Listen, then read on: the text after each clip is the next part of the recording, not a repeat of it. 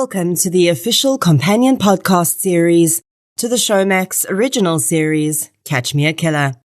If you're coming across this companion podcast for the first time, this is the 8th and final installment and covers Catch Me a Killer, episode 10. If you haven't listened to the other companion podcasts, or heaven forbid, started watching the Showmax original Catch Me a Killer yet, you need to do that first and come back. If you're all caught up and ready to go, let's do it. It's been a wild, fascinating, and terrifying ride, but we're sadly at the end of Catch Me a Killer. The final episode of the series covers another serial killer I've not yet covered on the podcast, and was actually a case I haven't really heard much about until seeing it on the series and doing some more research after that. Just goes to show how deep and dark our South African serial killer world really is.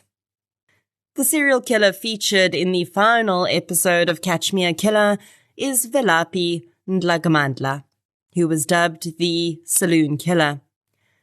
The killer got that moniker because of the weapon he used in his crimes, a .22 caliber rifle, which was nicknamed the Saloon.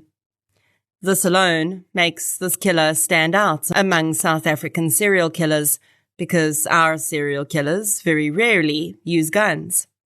I'll get into that a little bit later in the episode and why that is. Before that, though, let's get a rundown of Velaphi Ndlagamandla's crimes. In retrospect, it would become clear that the crime series of Ndlagamandla started in April 1997 in Piet Retief, when the man had broken into a resident's home and stolen a .22 caliber rifle, among other household items. Soon after, a series of murders began which would terrify residents and befuddle the police service for some time. The first victim to be killed was a security guard at a local business who was shot during a break-in he attempted to foil. After this, the killer began to branch out into residential areas in and around Piet Retief, and it soon became clear that he was now killing for pleasure, and anything he stole was simply by chance. Over the next year and 4 months, 20 people were murdered and another 11 were wounded. The modus operandi of the killer always remained the same.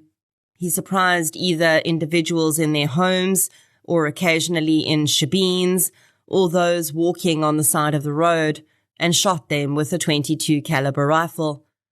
On many occasions, the killer burst into homes in the middle of the night, killing or wounding the residents and then stealing their food.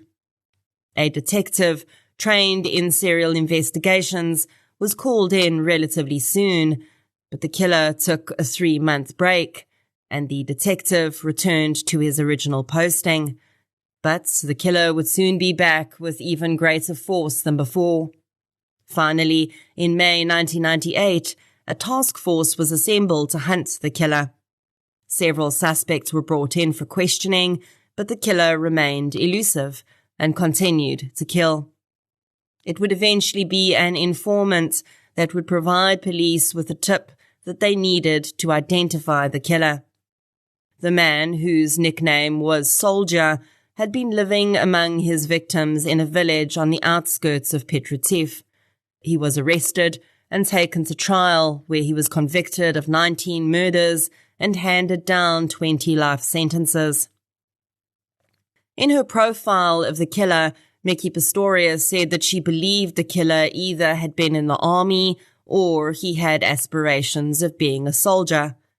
Velaphi had not been in the army or any sort of military group, but he had always harbored serious aspirations to become a soldier. He often wore a military-style jacket, and his aspirations were so well known that he'd earned himself the nickname Soldier. This, of course, fit with his weapon of choice for his crimes, which, as I mentioned earlier, is actually pretty rare in South African serial killers. Although today our street gangs and organized crime syndicates are unfortunately flooded with illegal weapons, and it's not terribly difficult to get hold of an illegal gun if you want to. In the 90s, stolen police weapons, which are one of the biggest reasons our organized criminals are now armed, had not yet flooded the streets. But Valapi was able to gain access to a weapon through a robbery, and that changed everything for him and countless victims. South African serial murderers do not often use guns in their crimes because they either don't have access to them because of financial means or availability, or their fantasy just involves other types of murder weapons. Often we see our serial killers swapping between different weapons and methods of killing in the same series, strangling, bludgeoning with whatever heavy object is nearby. But very often, though, when these killers become armed with an actual weapon like a panga, a knife, or a gun, their murders become far more brutal. Not just because they can do more damage with those weapons, but because the weapons themselves empower the killers. Sometimes coming into possession of a gun, for instance, is the very reason a killer starts killing. We saw this in the so-called Norwood Rapist and Murderer series with offender Kobus Geldenhuys.